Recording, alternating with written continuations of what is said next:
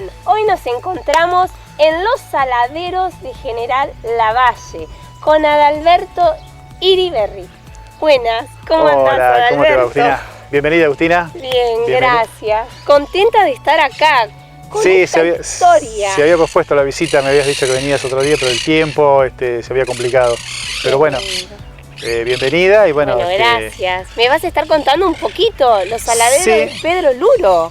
Bueno, sí, de los saladeros de Pedro Luro, si bien en la época que estamos hablando, 1850 o 60, donde arranca Pedro Luro con los saladeros acá, había unos saladeros que eran de un señor Villar y un señor Amespil, que tenía saladeros muy pequeños que era para funcionamiento más que nada local.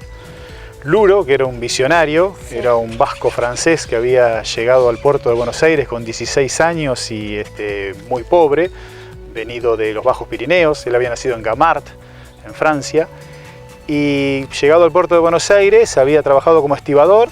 Luego de realizar diversas tareas compró una carreta. Con esa carreta hacía transporte hasta la zona de lo que es actualmente Versalles, en la ciudad de Buenos Aires, ¿no? Estamos hablando cerca del puerto de Buenos Aires hasta Versalles. Bien. Luego adquiere más carretas y ya se empieza a avanzar. Llega hasta la zona del Salado, donde hacía transacciones comerciales muy ventajosas para la época, con los, sería en ese momento los pueblos originarios, ¿no? Bien. Y más adelante, unos años más, ya con una posición económica más holgada, se radica en Dolores, y en Dolores tenía un almacén de ramos generales, y desde allí se expande, ya comienza a ser un ganadero, un poderoso industrial, era un tipo muy visionario. Y si bien en 1860 Luro no era saladerista, tenía contactos en el gobierno. Bueno, estamos en pandemia ahora, en esa época justo comienza la fiebre amarilla. 100 años. 150, un poquito más también. Otra pandemia. Más 170 años, sí, Bien. La epidemia de fiebre amarilla. Bien. Entonces, el gobierno de la Nacional y el gobierno de Buenos Aires ordena cerrar todos los saladeros que estaban a la vera del Río de la Plata, que son de los Cambaceres, los saladeros de los Berisso, que por eso después los Berisso y los Cambaceres se trasladan más cerca de La Plata y demás. Pero tenían una zona muy de difícil acceso, el río era muy complicado, más al sur, claro, donde entre Quilmes y Ensenada, La Plata, donde ellos se radicaron. Luro, como visionario, y conocía este lugar, precioso, vino. Acá al frente nuestro tenemos un riacho que es el riacho de Ajó, y ese riacho, bueno, si bien hoy en día no tiene la profundidad que tenía en ese entonces, al no existir el Canal 2... Vos disculpame, porque los barcos entraban hasta acá mismo. Bueno, los barcos sí, allí había un muelle de 800 metros, que era de esta loma, que era una barraca que había, de esa barraca hasta el fondo del saladero, que es lo que sería el canal de acceso que hoy en día es Las Parvas del campo Los Orzales, que también en esa época era de Luro, como todos los campos vecinos, porque ellos usaban esos campos como de retención. Es decir, la pampa, imagínate que en esa época estaba llena de animales orejanos.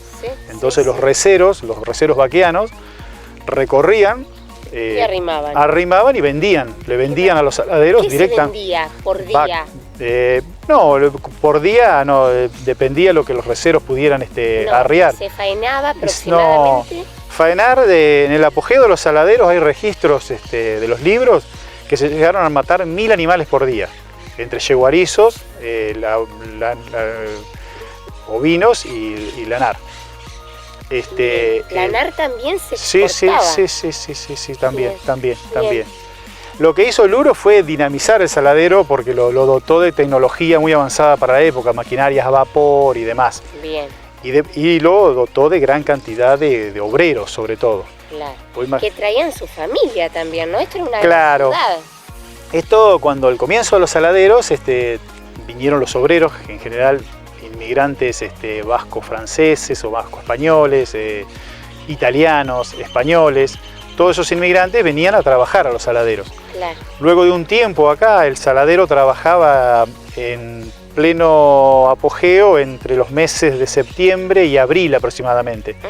Y después 2 o 3 meses en pleno invierno, por el tema del barro y el clima, se suspendía la matanza y se envía los obreros volvían a Europa a visitar a su familia y a llevar el dinero que habían ganado durante... que se habían hecho la temporada. Claro, exactamente. Pero ¿qué pasó? Un año, uno de los barcos naufragó frente a las costas de Brasil. Por suerte dice que no hubo ni víctimas fatales porque los acompañó el clima, era el clima frente al sur de Brasil. El clima era muy cálido, estaban cerca de la costa, entonces sobrevivieron todos. Pero tal fue el susto de los obreros que cuando llegaron, en masa varios delegados fueron a hablar con Luro y decirles que era desgastante viajar a Europa, volver y venir, que a veces les llevaba un mes ese viaje, para estar un mes, era un mes, se trajeron la familia. Un mes para ir, un mes para volver, y bueno, ¿qué pasaba? También necesitaban mano de obra femenina, porque quién lavaba la ropa, quién, todo lo de siempre, ¿no? Así que hubo un montón de gente y obviamente los hijos que estaban alejados. Escuelas, hospitales, Ese era otro tema, era el gobierno de Sarmiento. Y en ese momento Luro firma un convenio con un ministro de Sarmiento, donde el gobierno se compromete a darle casa y a esas familias, a esos inmigrantes, y Luro les daba el trabajo. Bien. Bueno, el gobierno no cumplió, entonces Luro tuvo que construir barracas acá en Los Saladeros, por eso mismo en este lugar llegaron a vivir entre 4.500 y 5.000 personas, entre obreros y sus familias. 4.500 personas acá, en Los Saladeros, acá en Los independiente del pueblo que lo vemos independiente del pueblo, bueno, ahí vos lo ves a espaldas, el único acceso que hubo y sigue habiendo con el Saladero es el puente que le llamaban del Gallinero, que está acá a mi izquierda, que es por donde vos ingresaste. Y bueno, ese puente, bueno, estuvo todavía, el puente viejo estuvo hasta el año 1996, que fue refaccionado y tuvo que ser demolido por cuestiones más que nada de seguridad. Pero estaba construido en esa época. Y era el acceso por el que se iba del pueblo al Saladero, o por agua, obviamente, ¿no? Pero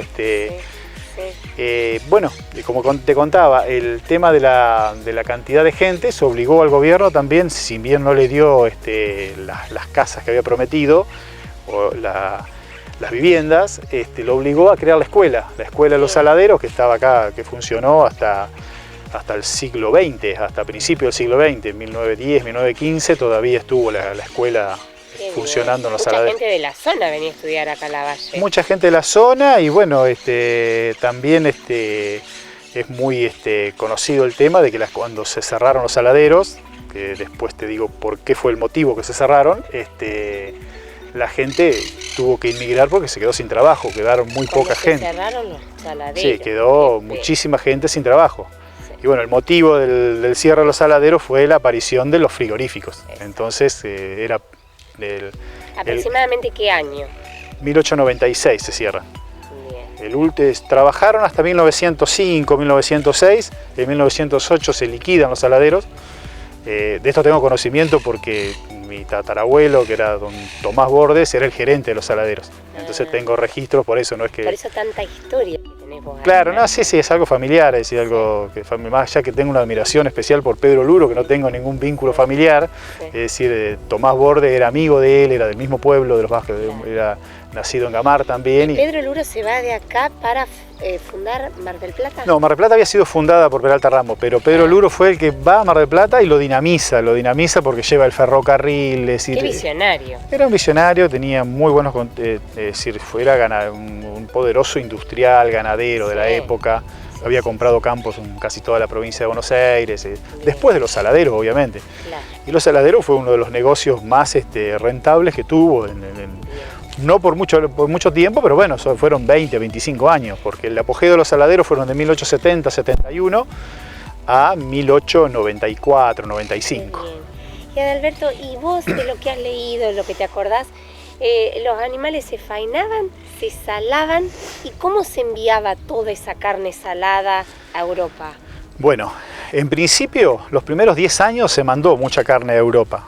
Luego, porque el frigorífico ya había aparecido en los primeros buques frigoríficos, comenzaron a funcionar en 1875, 1880. Sí. Entonces ya se comenzaba a comercializar la carne congelada también, que de Argentina, por ejemplo, salía del puerto de Rosario y hasta del puerto de Buenos Aires. Sí. Porque estaban, es más, el primer frigorífico funcionó en Rosario, frigorífico para congelar carne, digamos. Claro. Y después, bueno, con la aparición de los barcos frigoríficos, los saladeros, ¿qué hicieron? Siguieron vendiendo, Luro, mejor dicho, siguió vendiendo la mercadería a Brasil y a Cuba para los esclavos. Es decir, vendían, siguieron, por eso siguieron funcionando hasta 1895 más o menos. Y ese fue el motivo también, allá a fines del siglo XIX, que ya estaba finalizando la esclavitud en casi toda América, no había lugar donde mandar esa mercadería, la que era la carne salada, que en Europa ya no lo querían. En Europa preferían obviamente la carne congelada, como hoy en día. Tal cual. Adalberto, y hasta llegó a ver su moneda propia, Carlos Saladero. Tuvo su moneda propia, era un vale, era una especie de vale que daba avalado por el Banco de la Nación Argentina, que bueno, se le entregaba, como no había bancos en la zona y era muy difícil el transporte de dinero y demás para el pago, se le pagaba con esa moneda, y esa moneda, bueno, circulaba en la localidad, circulaba en el pueblo, en los almacenes, en todos lados, a nivel local. Y hasta a nivel zonal. Creo que en Dolores era aceptada, por ejemplo, en algunos comercios y demás. De hecho, bueno, Pedro Luro era seguía siendo dueño de uno de los más importantes almacenes de Dolores, de Ramos Generales. Y bueno, después si esa gente quería cambiarla por dinero peso argentino del momento, la cambiaba en cualquier banco oficial de la República Argentina. Qué bien. Que podía ser el Banco Provincia o el Banco Nación, pero que obviamente en la zona todavía no existían, pero bueno. Claro, claro. Qué bien. La verdad que una zona re linda, re alta, Sí, me sí. encanta. Por eso le llamabas la caída, ¿cómo es que dijiste en un momento? La barraca le llamaste en un momento. Sí, la barraca estaba ahí en ese monte que tengo al frente, y desde allí comenzaba el muelle, el famoso muelle del Saladero, que era todo construido en madera dura y tea, que esa madera, bueno, todo lo que era la materia prima que usaba Luro para las construcciones, las tejas, la tirantería, la madera, salvo los ladrillos de horno que sí se fabricaban acá, y había un horno de ladrillos acá en la zona, el resto era todo traído de Europa, lo traían los barcos de lastre. Sí, sí, que ahora nos vas a mostrar que tenés madera. Hay una matera al fondo, que yo lo uso de quincho, pero era la matera de Pedro Luro, y que tiene una particularidad que te la voy a contar cuando esté dentro del quincho. Ahora vamos a ir para allá. Bueno, ¿algo más que me quieras contar de ese entonces?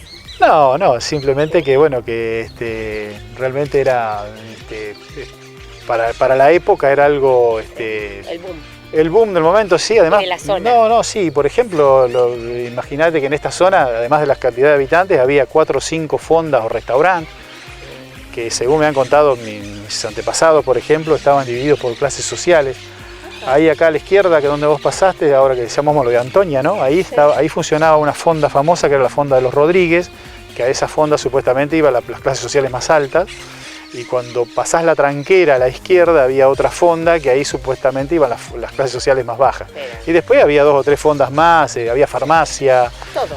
Cancha paleta. La cancha de pelota paleta era un monumento, los Saladeros, pues es más, gente que todavía que yo contraté y conocí, mi mamá, mi tío, mis tíos vinieron a los bailes del Saladero, a la cancha. Recién se derrumbó por razones que no sabemos bien si fue por logística o porque en el año 1950, pero tenía tribunas, rejas para cubrir a la gente que no le pegara la pelota, y se usaba como si fuera una especie de salón de baile y demás también, además de las razones deportivas. Es más, Luro la construye para entretener a la gente, es decir, por los obreros, cuando ya no se volvían a Europa porque se quedaban acá porque habían traído su familia, traía como ahora traerlo, me imagino, no sé, no Nadal, un tenista, pero traer un deportista. Venían pelotaris de vascos españoles, viajaban especialmente, pagos por Luro, para jugar acá en los Saladeros y hacer torneos para entretener a los obreros, porque ellos se quedaban acá. Tal cual. Pero sí, así que bueno. Qué linda historia, qué lindo haberlo visto en esa época, ¿no? Haber estado Sí, lamentablemente no hay muchos registros fotográficos, hay alguna fotografía, Lulo Gasparri, vos lo habrás escuchado nombrar, Lulo, Que nos contaba las historias. Sí, me ha contado cosas también y tenía algunas cosas que todavía no, pero no había, él me contaba que no había muchos registros fotográficos porque la fotografía recién fue, los primeros fotógrafos que vinieron acá vinieron a una estancia que se llamaba Los Ingleses. Vinieron directamente, eran ingleses y habían venido a Buenos Aires y vinieron a sacar fotos de estancia, y recién a fines de 1895, 1890. Así que no, en el apogeo de los saladeros no había fotógrafos, no existía la fotografía. Y las fotos que se ven y que uno recuerda de acá de la Valle son esas carretas con esos caminos intransitables. Sí, todo roto. Y por algo se llamaba Joto esta tierra. Sí. Tan difícil de transitar, ¿no es cierto? Sí, muy lejos de todo y bueno, era más fácil el llegar por barco a Buenos Aires que por agua, por agua que por tierra. Sí. Era muy cerca del puerto de la Valle, era muy común que la gente viajara a Buenos Aires en barco. Qué lindo, bueno. Así que, Alberto, con todo lo que me has contado, obviamente que voy a estar haciendo la receta salada para que podamos hacerla en casa y degustar después de unos días, así que ahora les voy a estar contando. Está bien. Bueno, Alberto, gracias por todo lo que me has contado. Un gusto y bienvenida. Bueno, gracias. Te dejo, ahora nos vamos a encontrar lo dejo en tus manos. Ahora nos vemos entonces. Hasta luego.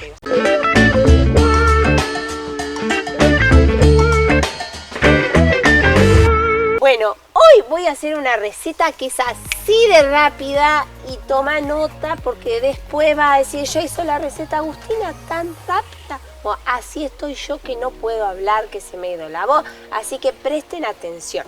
Porque estoy con Martín Astorga, que él, mientras yo voy a hacer la receta que va a ser tan rápida, él va a guitarrear. Martín. Buenas tardes. ¿Cómo andás? Bien. Un segundito, Dale. Contame, vos cantás habitualmente, tocas la guitarra, ¿qué haces, Martín? ¿Andás en el pueblo, en la zona? Contame un poco. Musicalmente de todo. ¿De todo? No, pero básicamente ya cantaba cuando era pibe, cantaba mucho. Ahora ya estoy más en la producción musical y en el tema de estudio de grabación y tocando tango y folclores por todos lados, digamos. Qué lindo, porque la vez pasada él nos acompañó en la casita de té, pero no habíamos hablado mucho, así que yo decía, ¿qué hace Martín? ¿Dónde toca? ¿Dónde canta? ¿Dónde anda? Así que bueno, sí, por todos lados. Bien. Bueno, mientras yo hago la receta, ¿vos me vas a tocar? Gustazo, con mucho gusto. ¿Qué vas a tocar? No sé, algo me va a salir. Dale, no te preocupes. Bueno, y vamos a comenzar. Bueno, lo que yo traje hoy es un pedacito de carne, esto es un lomo pequeñito, ¿sí? Porque estando en los saladeros, qué mejor que hacer una preparación que nos remonte a esos tiempos. Entonces vamos a estar elaborando. Bien. Acá mezclamos azúcar rubia, blanca y negra. ¿Sí? Bien. Hemos mezclado bien estos tres tipos de azúcar y tenemos sal gruesa. Se calcula que por kilo de carne, medio kilo es de sal y medio kilo es de azúcar. Se puede hacer también con pescado, ¿sí? Que ahora en octubre acá en la Valle comienza la temporada de la corvina. Así que bueno, ustedes que les gusta el pescado, pueden hacerlo con pescado. Se puede hacer con carne de ciervo, carne de vaca, o de cerdo, vaca, pescado, ciervo, lo que ustedes quieran se puede elaborar, ¿sí? Es un curado lo que vamos a hacer de esta carne, ¿sí? Así que vamos a mezclar. En un bol vamos a poner más o menos medio kilo de azúcar. Vamos a mezclar otro medio kilo de sal gruesa. Si querés sal marina puede ser, sal del Himalaya, la que vos tengas. Yo le voy a poner sal gruesa con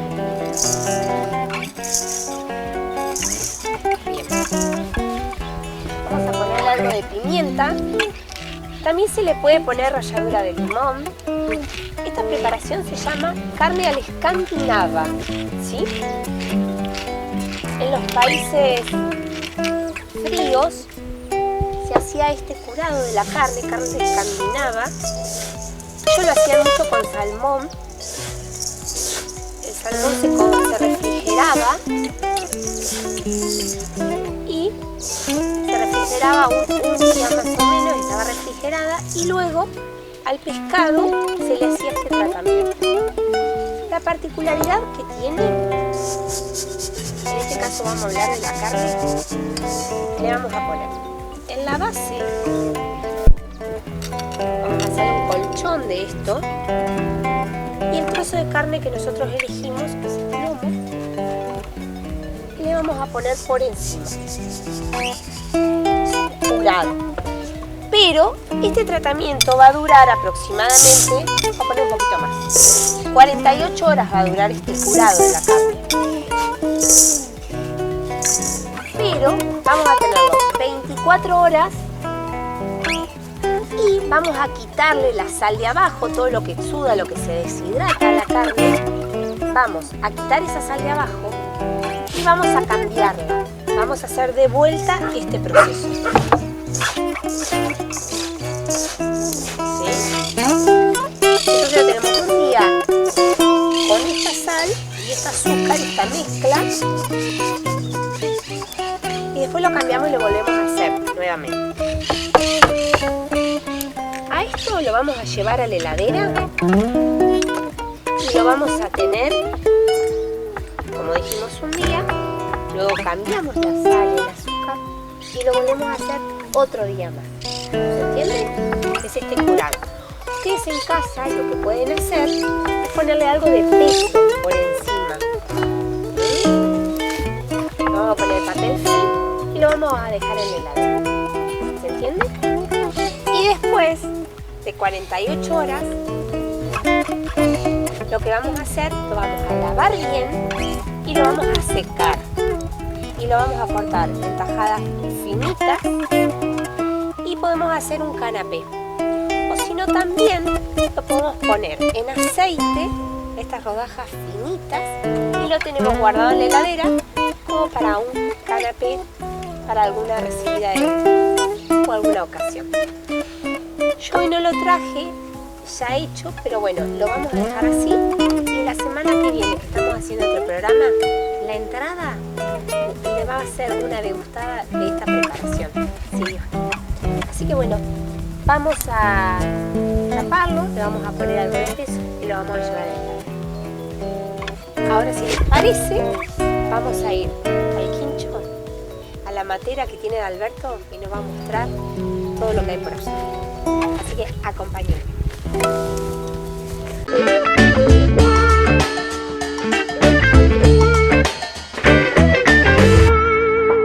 Bueno, Alberto, me vas a contar, a ver, un poquito de la historia de este lugar. Bueno, debe ser, seguramente, creo que debe ser uno de los lugares más antiguos que hay en la Valle. Todavía, si bien tiene algunas falencias por el transcurso del tiempo, fue construido en 1863 por orden de Pedro Luro. Es decir, le llamaban la matera. Es decir, la particularidad de este lugar, te lo cuento a vos, porque lo único que tenía era las aberturas eran ciegas. Nosotros después, con el tiempo, porque si no teníamos que estar de día, con los días de frío, teníamos que estar o cerrados, o si no estabas con las puertas abiertas, no tenías luz, tenías que iluminarla. Así que su matera sin vidrio, sí. La particularidad que yo te contaba hoy cuando estábamos afuera era de esa ventana, que de esa ventana, si bien es pequeña, tenés una visión de todo el saladero. Es decir, se veía todo el muelle del saladero. Vos por ahí no ves campo y ves riachos y ves pero bueno, se veía todo el saladero. Desde esa ventana se puede ubicar, podías hacer un panorama de todo el campo. Bien. De todo lo que era donde estaban ubicados los saladeros. Esa es la particularidad de esa ventana. Bien. Y bueno, fue construido en 1863, es decir, la madera es traída de Europa, toda importada, las tejas son de Marsella, si podés ver todavía tienen las marcas del puerto de Marsella, de Francia. Sí. Las piedras las traían del lastre los barcos. Estas piedras estaban a la orilla del muelle, algunas se usaban en los corrales de palo a pique. Lo que te contaba, que por ejemplo los corrales de palo a pique eran por el tema de los animales, que eran muy ariscos. Y después, bueno, hay cosas que eran los ganchos, estos ganchos eran de los saladeros, y hay un montón de cosas. Puede haber algunas cosas que no son originarias de los saladeros, pero cosas que han traído o que ha traído. Claro. Pero el resto es casi toda la construcción es originaria de esa época. Bien, qué bueno tener y preservarlo. Sí, hemos intentado el tema de la teja, muchas veces hemos pensado, es complicado por el tema de están los caballetes, cambiarlas, eso porque se rompen a veces las tejas. Imagínate que tienen casi 200 años. Pero bueno, por suerte no se llueve, nada prácticamente, salvo cuando hay alguna teja rota la intentamos cambiar y bien, después la construcción, ya te digo. Está muy acogedor, muy cálido. Sí, el lugar es muy cálido, sí, el lugar es muy cálido. ¿Y es tu lugar de reuniones también? Sí, un lugar de reunión, a veces con amigos, un asado, o familiar también. En la pandemia lo usamos mucho, nos veníamos el quincho para hacer algo, ¿viste? Cuando estábamos el año pasado, pero bueno, ese mueble también es de esa época, es de herencia familiar. Lo regaló una tía que lo conservaba en el otro campo, en los Orzales que te decía hoy, que también era de Luro en ese momento. Y después, bueno, hay algunas cositas que son también encontradas. ¿Tenés la moneda de Alberto que me dijiste? Había una moneda, el papel no lo tengo, lo que tengo monedas, pero están medias sucias ahí. Creo que él hizo un paneo con la cámara hoy y las vio la moneda después. De ese momento que se utilizaba acá en los saladeros. No, eso no, eso era moneda billete, era un billete, era un billete. No tengo fotos por ahí, pero no la moneda. Creo donde hay seguro es en el Banco Nación Argentina, en el Museo del Banco Nación en Ciudad de Buenos Aires, está la moneda, está el billete. Qué bien, qué bien. Allá había una trampa de nutrias. Sí, hay trampa. Actualmente nadie nutria, Alberto, se terminó Sí, se terminó la nutria, no, vos que sos del campo también, sí, hay trampa de nutria, pilones, montones de cosas. Esto era una máquina de moler café, que en realidad la usaban para moler maíz acá. Sí. Pero en realidad es una máquina moledora de café, en realidad, es francesa, holandesa. Y después, bueno, hay botellas de esa época, todas esas botellas que están ahí son botellas que yo he ido encontrando en los riachos, en los cangrejales, por ahí remando con los kayaks y demás, y son botellas de la época de los saladeros, sí. Botellas de... Que se hacían botellas de barro también. También había botellas de barro, sí, por allá hay una, sí, y después, bueno, son botellas de vidrio que son importadas, ¿no? De cerveza holandesa, de vino, de whisky, de distintas bebidas, ¿no? Me encantó venir hasta acá, Alberto, y que nos cuentes la historia del saladero que me alegro. ¿Qué tanto representa la Valle y los saladeros? Sí, sí, es algo histórico, bueno, que todavía no se ha aprovechado turísticamente, pero bueno, esperemos que algún día poder hacerlo. Y algo que nos representa también en la Valle. Las tortas negras. Sí, eso es infaltable. Por suerte volvieron, sí. Tal cual, la verdad que una alegría con eso. Un orgullo de la Valle. Así que bueno, nos vamos a quedar comiendo unas tortitas negras y unos matecitos. Y bueno, nos vemos entonces en nuestro próximo programa y gracias a Alberto. No, gracias a vos, Agustina. Gracias. Un gusto. Gracias también que nos ha acompañado hoy en este programa. Gracias a Turismo de acá de General Lavalle, que bueno, somos parte, así que bueno, muchas gracias y hasta nuestro próximo programa. Nos vemos.